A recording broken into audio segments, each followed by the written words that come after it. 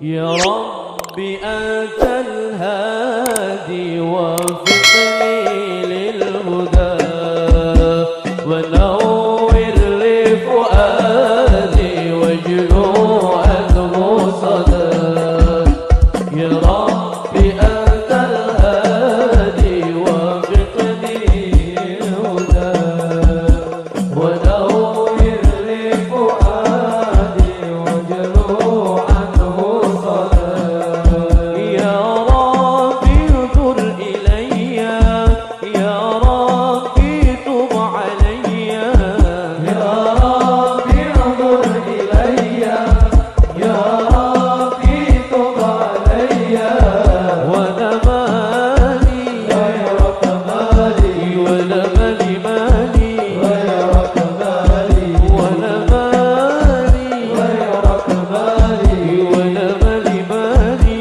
غير كمالي وانا مالي غير كمالي وفقني للهدى يا ربي أنت الهادي وفقني للهدى يا ربي أنت الهادي وفقني للهدى ونور لفؤادي واجعله عنه صلاة يا ربي أنت الهادي وفقني للهدى ونور لفؤادي واجعله rahmatullahi wabarakatuh.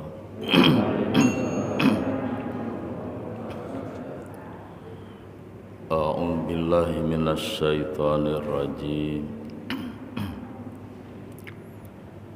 Bismillahirrahmanirrahim. Alhamdulillah Alhamdulillahilladzi arsala rasulahu rahmatan lil alamin qudwatan wa uswatan lil muttaqin assalatu wassalamu alaihi wa ala alihi wa ashabihi ajma'in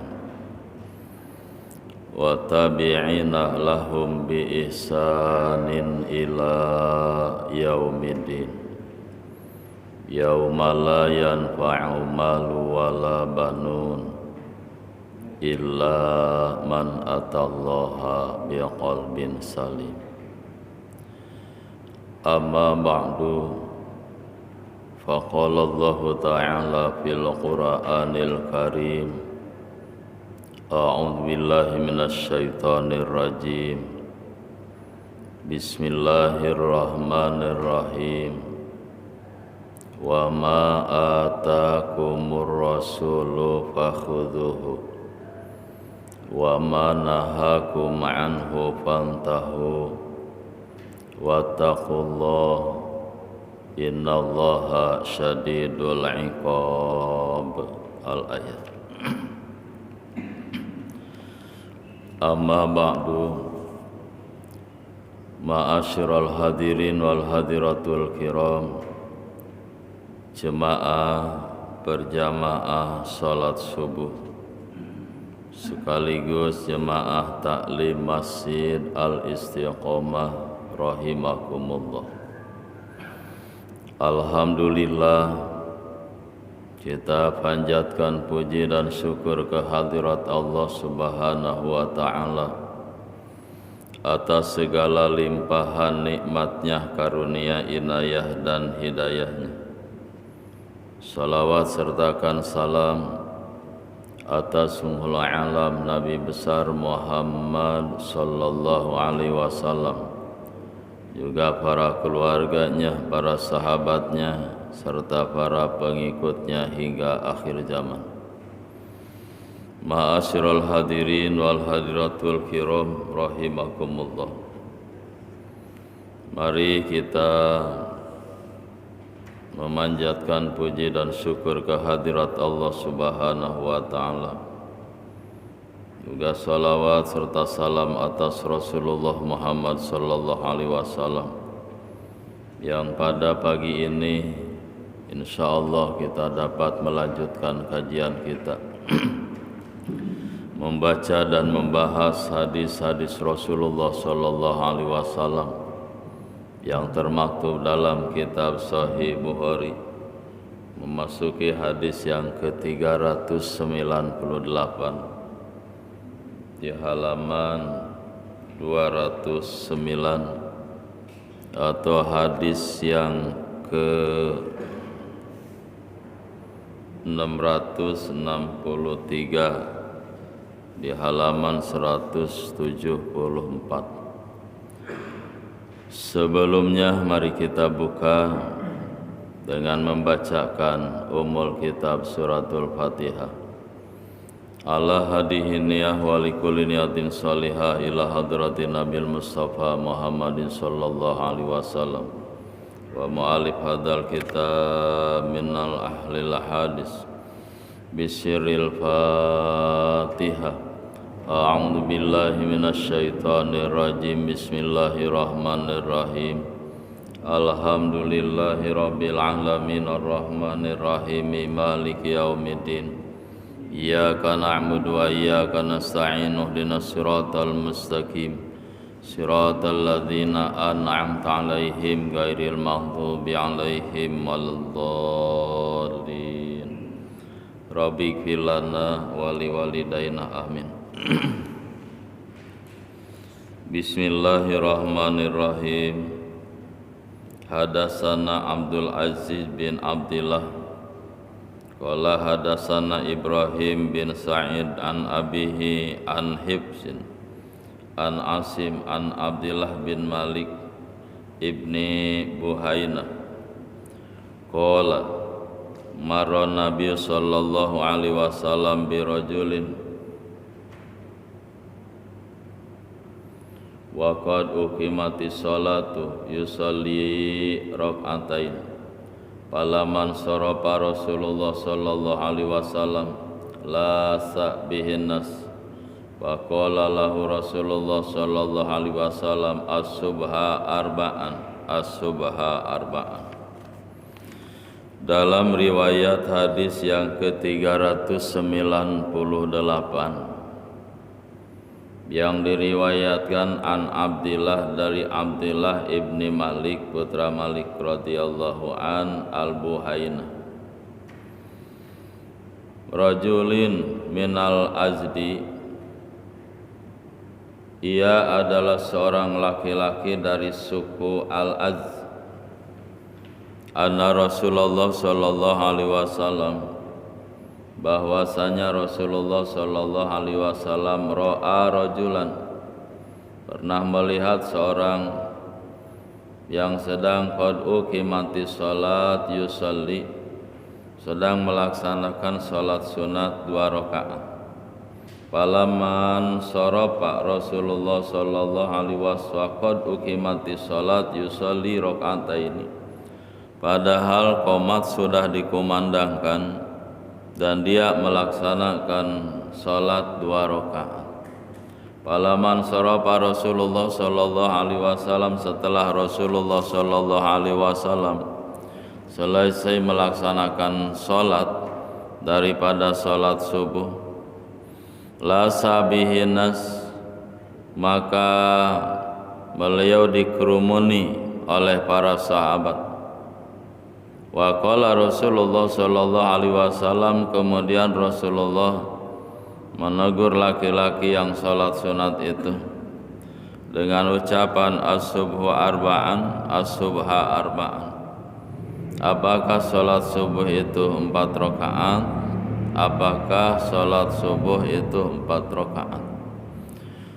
Dalam hadis ini menerangkan bahwa pada saat qomat sudah dikumandangkan, itu sudah tidak diperbolehkan melaksanakan sholat sunat. Jadi sholat sunat selesainya itu sampai dengan qomat dikumandangkan. Bagaimana kalau nanggung-nanggung nih, sholatnya baru 1 rakaat, Sedangkan qomat dikumandangkan, apakah dibatalkan, apakah dilanjutkan? Kalau mengganggu tentang bagaimana posisi shaf dalam sholat, batalkan saja. Tapi kalau kekejar untuk bagaimana takbiratul imam, maka lanjutkan. Jadi yang tidak boleh qomat dikumandangkan, dia melaksanakan sholat. Jadi takbiratul ihramnya setelah qomat dikumandangkan. Nah, pada saat sholat sholat sunat setelah qomat, ini lebih baik nunggu berjamaah daripada melaksanakan sholat sunat. Khawatirnya terjadi seperti itu. Rasul seringkali melihat orang ini, yang dimana melaksanakan sholat dengan kalimat yang lain, dia mungkin mengejar sunat karena sunatnya tertinggal. Tahiyatul masjid udah kagak dapat qomat, dia pingin juga melaksanakan salat sunat. Padahal dimanapun setelah Rasul melihat, pada saat salat sudah pada saat qomat sudah dikumandangkan, maka di situ sudah bergegas siap-siap untuk melaksanakan salat fardu. Sampai di akhir ayatnya, falamman sarafa Rasulullah sallallahu alaihi wasallam, setelah selesai Rasulullah sabihinnas, para sahabat berdatangan kepada Rasulullah sallallahu alaihi wasallam, bagaimana nih si fulan nih? Ya, artinya di situ bertanyanya boleh ya Rasulullah, kalau memang sudah qomat dikumandangkan masih dia melaksanakan sholat sunat. Maka Rasul menganggap as-subhu arba'an, as-subha arba'an. Apakah sholat subuh itu 4 rakaat? Apakah sholat subuh itu 4 rakaat? Dengan kalimat lain bahwa tidak boleh melaksanakan itu. Jadi ada batasan-batasannya. Ya mungkin sholat sunat yang dilaksanakan itu adalah sunat, sedangkan berjamaah jatuhnya itu berjamaah kepada pelaksanaan fardu. Ini kan sunatnya saja kalau qobliyah. Kalau sudah melaksanakan berjamaah itu juga sunnah muakkad, tapi sunnah muakkadnya dalam fardu. Kalau ini sunnah muakkadnya dalam sunnah. Apabila ada sunnah dengan fardu, maka ambil yang fardunya.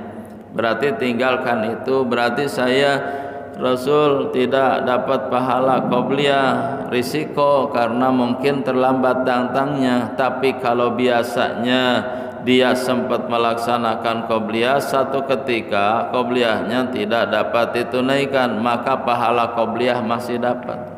Ya, karena mungkin ada udzur syar'i.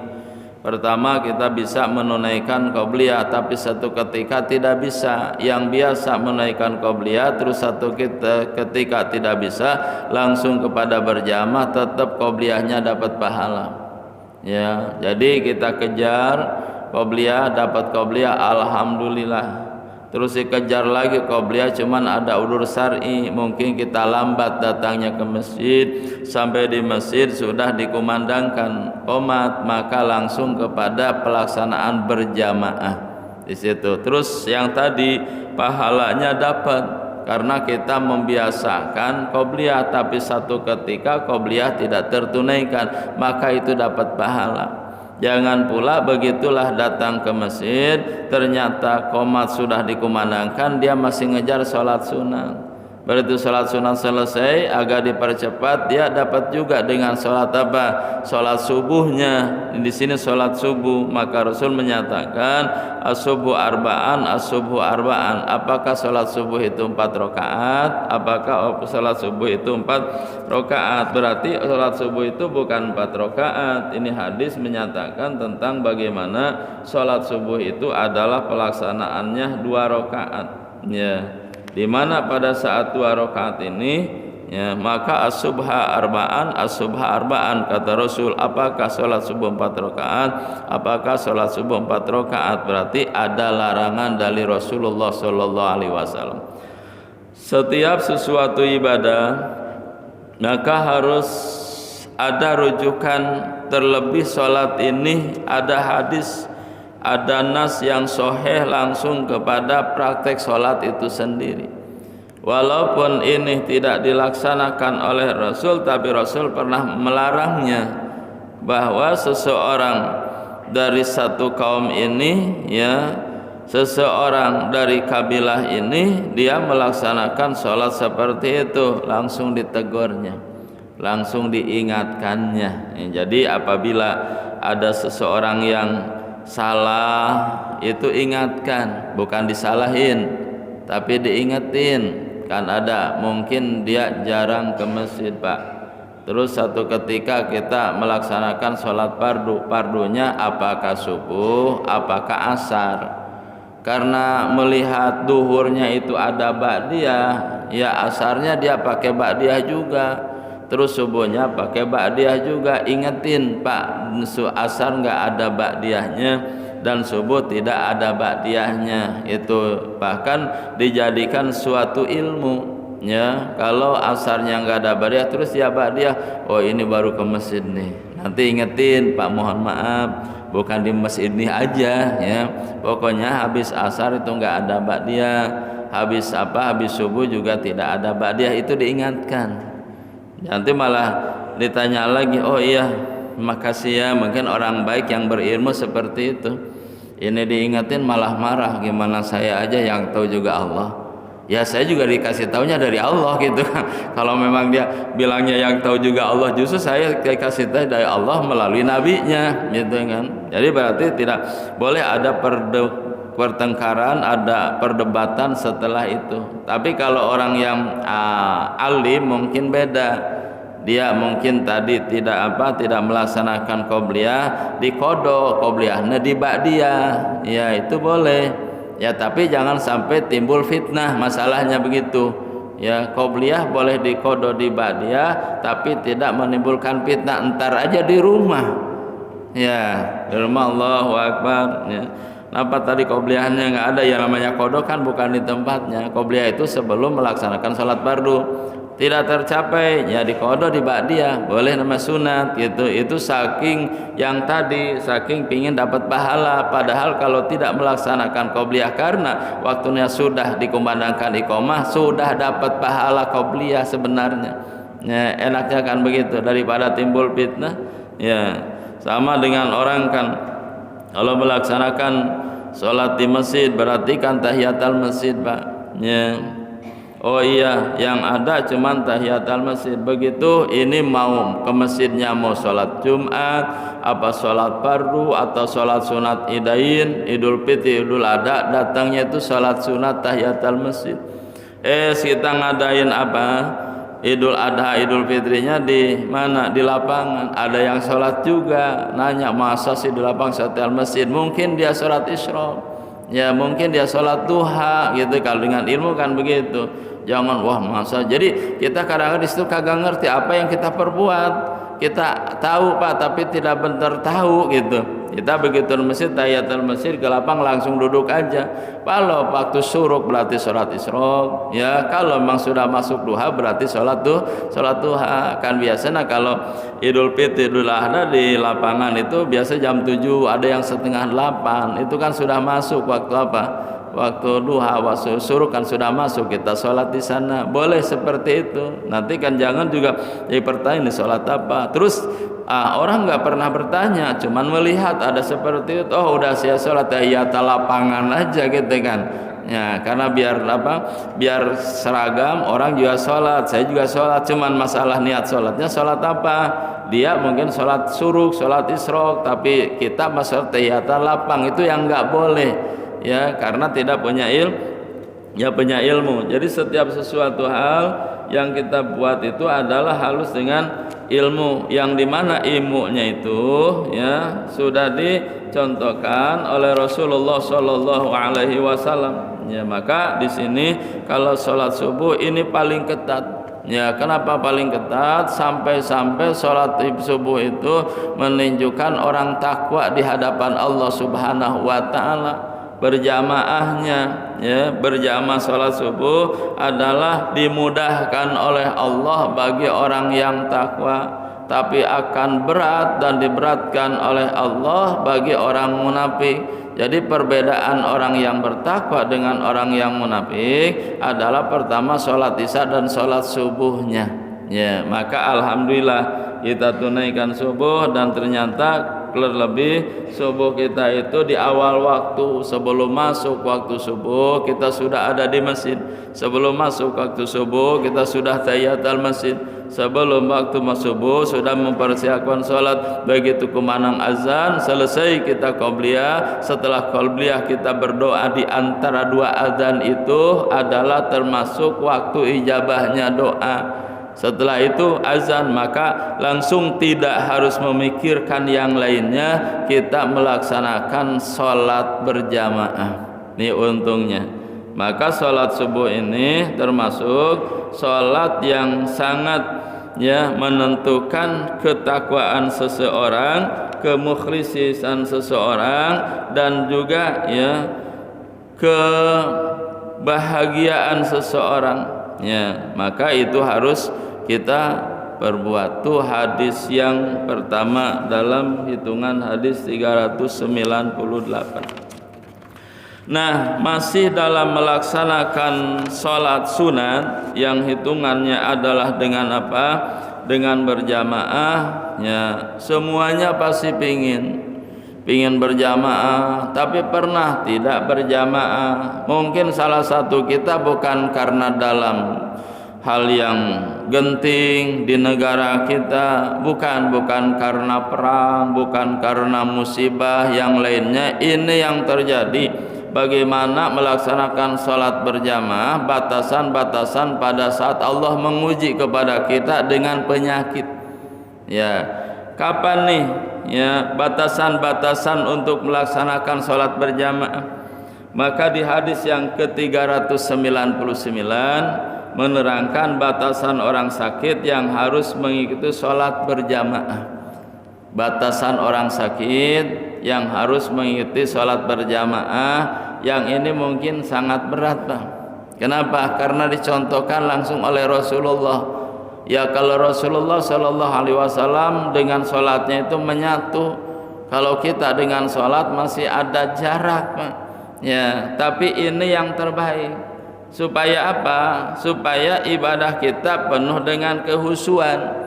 Pada saat apa khusyuknya ibadah? Biasanya pada saat sakit, pada saat saya susu. Tapi kalau orang awam pada saat sakit mungkin malah sholatnya jadi tidak khusyuk. Kenapa? Ada hambar ada ngambang itu sholatnya. Kenapa? Karena mengidap penyakit. Nah, di sini batasan-batasan sakit yang harus mengikuti sholat berjamaah. Jadi berjamaah memang Rasul prioritaskan.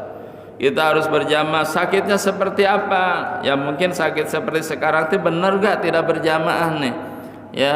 Sakit COVID sekarang benar gak tidak ke masjid? Ini rujukannya ada di hadis yang ke-399. Para ulama tahu Pak hadis ini. Para ustadz tahu Pak hadis ini. Cuman dibungkem nih hadis ini nih. Malah ditutup, diqodariyahkan. Didohiriyahkan supaya tidak. Ternyata hadisnya di sini seperti ini. Di mana hadis yang ke-399, hadasana Umar bin Hafs bin Ghaiyas qala hadasani abi qala hadasani A'mas an Ibrahim qala Aswada an Aisyah radhiyallahu an kunna inda Aisyah radhiyallahu an qalat lama marida Rasulullah sallallahu alaihi wasallam maradahu ala dimata fihi fahadarati salat faudina. Maka kata Aisyah radhiyallahu an, ia menceritakan tatkala Rasulullah menderita sakit yang sangat parah yang menyebabkan beliau meninggal dunia. Ini sakit yang sangat parah. Faqala muru Abu Bakr falyusalli binnas.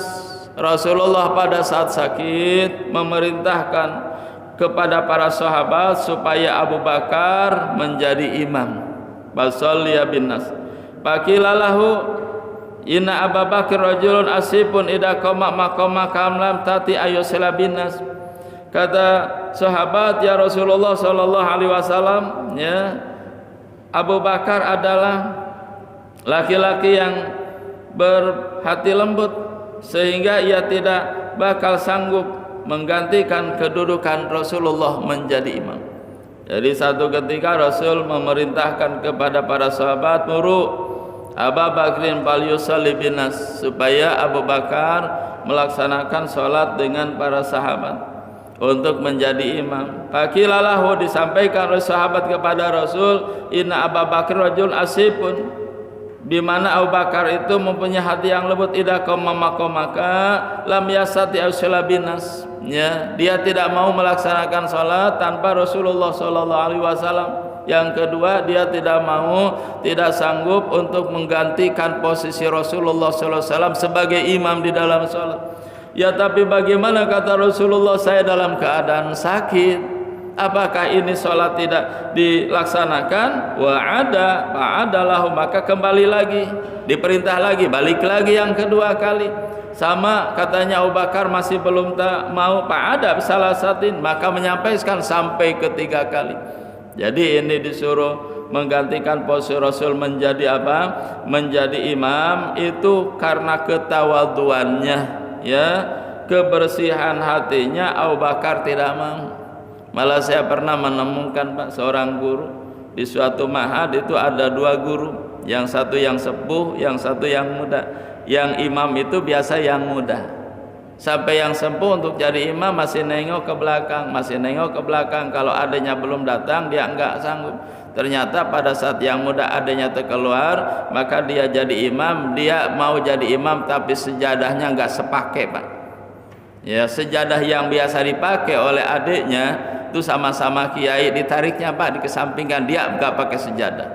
Ya, kenapa? Saya mungkin tidak pantas untuk menggantikan seorang kiai, padahal dia juga kiai, Pak, ya, menjadi imam di sini, karena ini sejadahnya beliau yang biasa pakai. Saya lebih baik tidak pakai sejadah ini, saya nggak berani. Itu ada ketawaduan seperti itu, padahal dia kakaknya, Pak, ya, adanya yang disuruh, terus kakaknya pada saat itu tidak sampai dengan wafatnya, gak pernah pada saat dia menjadi imam di itu mazhab memakai sejadah yang sama memakai dengan adiknya itu. Itu adalah ketawaduannya seseorang sampai wafat, ya, subhanallah. Dibilang alim seperti orang gak alim, ya, dibilang gak alim, memang ini alim orangnya, justru alimnya. Nah, seperti juga Abu Bakar Siddiq, mungkin beliau baca ini nih, mungkin kiai ini baca ini, sampai dengan Abu Bakar Siddiq tidak mau untuk menggantikan posisi Rasulullah sallallahu alaihi wasallam menjadikan imam. Ya, artinya Abu Bakar ada tiga. Pertama, kami tidak pantas untuk menggantikan posisi imamnya Rasul. Yang kedua, kami mengharapkan Rasul tidak sakit. Artinya Rasul mengharapkan tidak sakit. Yang ketiga, ingin berjamaah terus dengan Rasul. Ya, jadi Abu Bakar Siddiq ingin selalu dengan Rasul. Kan kemana saja Abu Bakar terus ikut. Maka pada saat Rasul sakit, dalam hatinya itu tidak menerima dengan hal seperti, bukan tidak menerima ujian Allah, karena kerinduan kepada Rasulullahnya sudah seperti itu, ya, ingin Rasul itu tidak sakit. Yang kedua, kenapa? Yang ketiga, kenapa? Karena ingin dia selalu berjamaah dengan Rasulullah sallallahu alaihi wasallam. Subhanallah. Faqala innakunna suwabun Yusuf muru Abu Bakr fal yusalli binas. Diperintahlah yang ketiga. Kalau begitu bagaimana nih, ya, seperti Nabi Yusuf, seperti wanita-wanita yang terjadi pada saat Nabi Yusuf lewat. Artinya semua tidak sadar, ya, bahwa ini adalah sesuatu perintah dari Rasulullah SAW, tapi ada takdib, ada takrim, ada memuliakan. Tidak maunya bukan menolak, tapi mengharapkan yang lain dari Rasulullah SAW. Kata Rasulullah SAW, ini mungkin seperti sahabat-sahabat Nabi Yusuf, ya, muru Abu Bakar fal yusalli binas, perintah lagi Abu Bakar salat dengan fakharaja Abu Bakar pas salat, maka keluarlah Abu Bakar, keluar dari sop biasa ke depan, ya, pas salat, maka salat Abu Bakar. Fawajada Nabi SAW min nafsihi hibatan, ya, di mana pada maka Abu Bakar segera keluar ke masjid untuk sholat sementara Nabi merasa kondisinya membaik. Nah, Abu Bakar sudah sholat menjadikan imam, ya. Terus fawajada Nabi min nafsi khifatan. Rasulullah sallallahu alaihi wasallam jiwanya sakitnya sudah mulai mengurang. Baharaja yuhada baina rajulaini ka'ani anduru rijlaihi yakhutanil arda minal wajai. Di mana Rasulullah sallallahu alaihi wasallam datang ke sana terus mengikuti salat, dan Abu Bakar pada salat kelihatan Rasul ada di sampingku nih, ya. Pak Aroda Abu Bakar ayat akhara, maka Abu Bakar pingin keluar, ya, pingin digantikan oleh Rasulullah sallallahu alaihi wasallam. Pak Umar alaihi Nabi sallallahu alaihi wasallam, maka Rasul memberikan isyarat, ya, sesungguhnya tempat ini summa utiya bihata jalasa ila janbihi wa kana Nabi sholli, maka sampai Rasul duduk di sampingnya, ya, terus salat. Wa Abu Bakar yusolli bi salatihi, maka Abu Bakar salat dengan Rasulullah. Wa nasu yusalluna bi salati Abu Bakar, sahabat salat mengikuti salat Abu Bakar berjamaah, ya. Wa fi riwayatin jalasaan yasari Abu Bakar, pakan Abu Bakar yusolli qaiman. Pada saat itu bahwa Rasulullah, ya, duduk di samping sebelah kirinya Abu Bakar dan Abu Bakar berdiri. Nah, ini lebih kagak hormat lagi, kata Abu Bakar. Saya berdiri, Rasul duduk, ya, di samping kirinya kelihatan. Kenapa? Karena Rasulullah sallallahu alaihi wasallam dibopong pada satu dengan para sahabat, minta tolong kepada sahabat, karena ini di masjid kayaknya nih Abu Bakar nggak berani jadi imam, ya. Padahal kondisi saya, kata Rasulullah, membaik, tolong saya antar ke masjid. Diantar ke masjid, tidak bisa berdiri, didudukkan oleh para sahabat di sana. Abu Bakar melihat bahwa Rasul sholatnya duduk, kami sholatnya berdiri. Nah, masalah hadis ini, batasan-batasan orang sakit mengikuti berjamaah sampai kalau masih bisa duduk berjamaah. Kalau hadis ini, kalau masih bisa duduk berjamaah, ya, kecuali kalau sudah berbaring itu biarin aja, di rumah ada rukhsah, ya.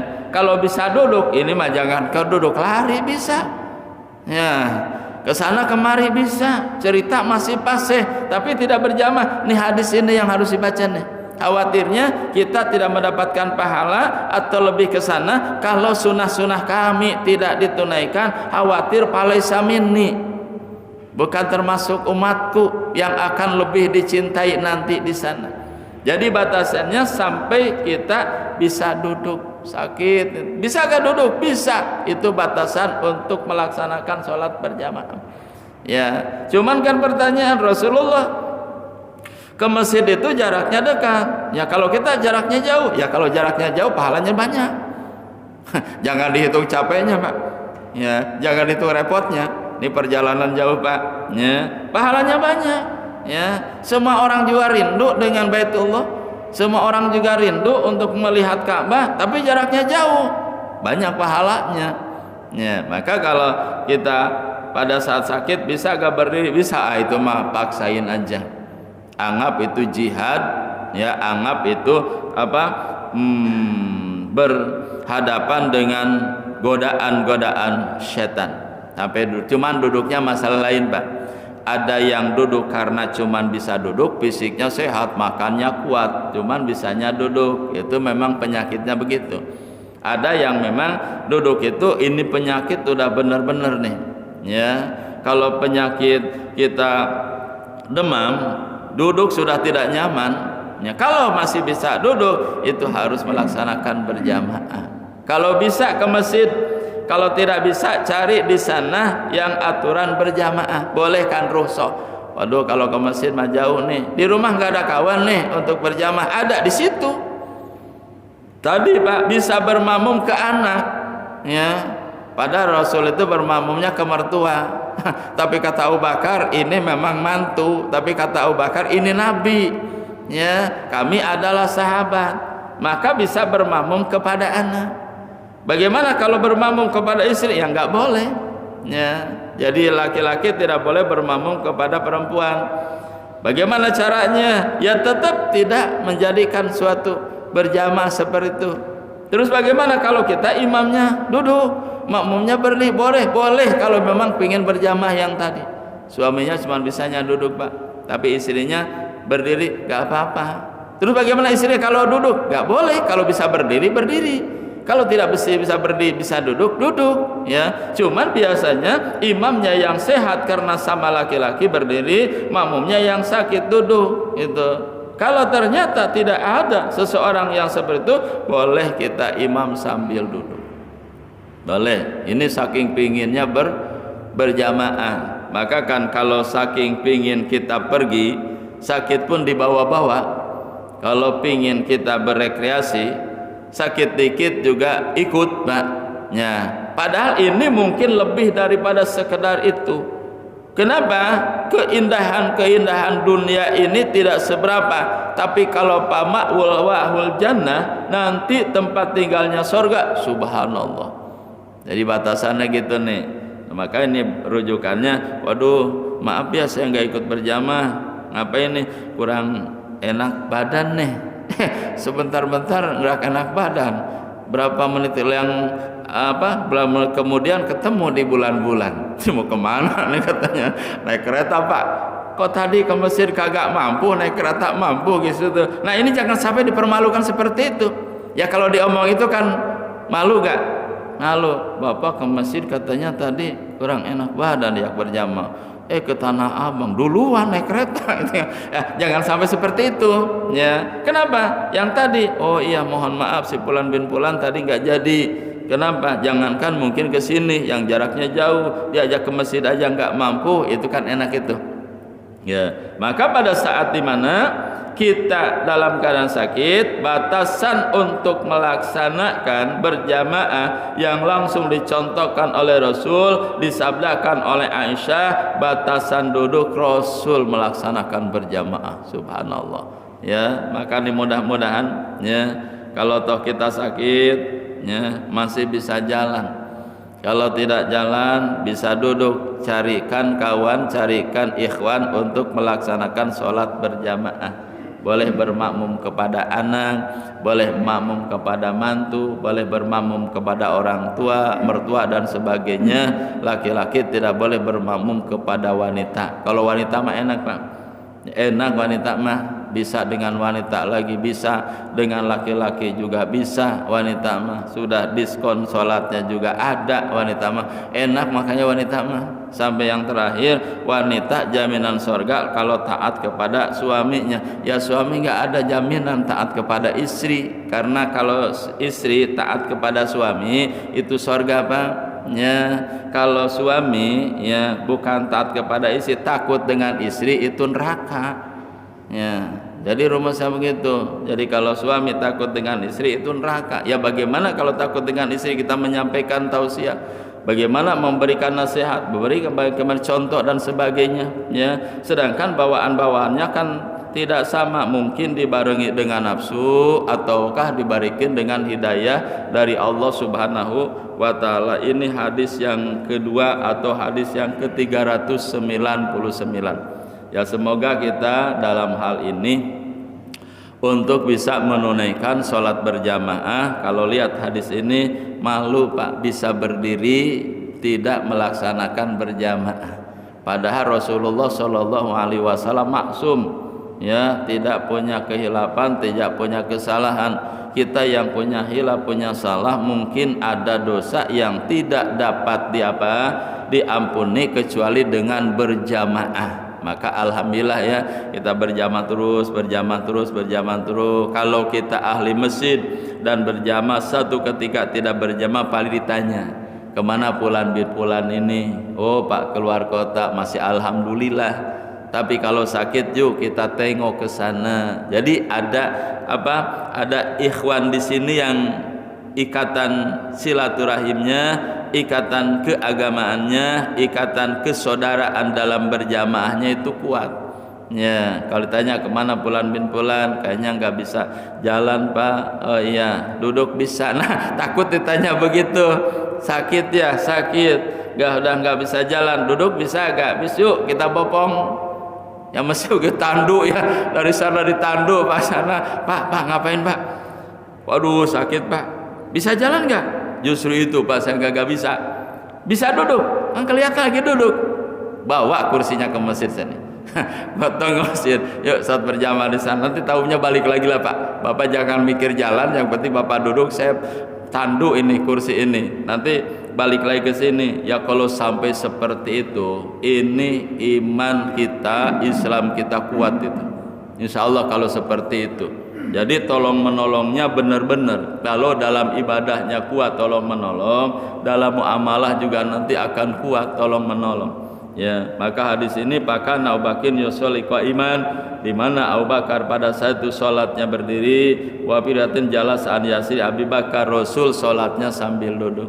Boleh, maka di sini kan ada duduk. Tapi duduk di sini di mana tergantung menurut fikih. Duduk yang pertama kalau tidak pakai alat cukup dengan duduk tahiyat awal. Ya, duduknya di bawah.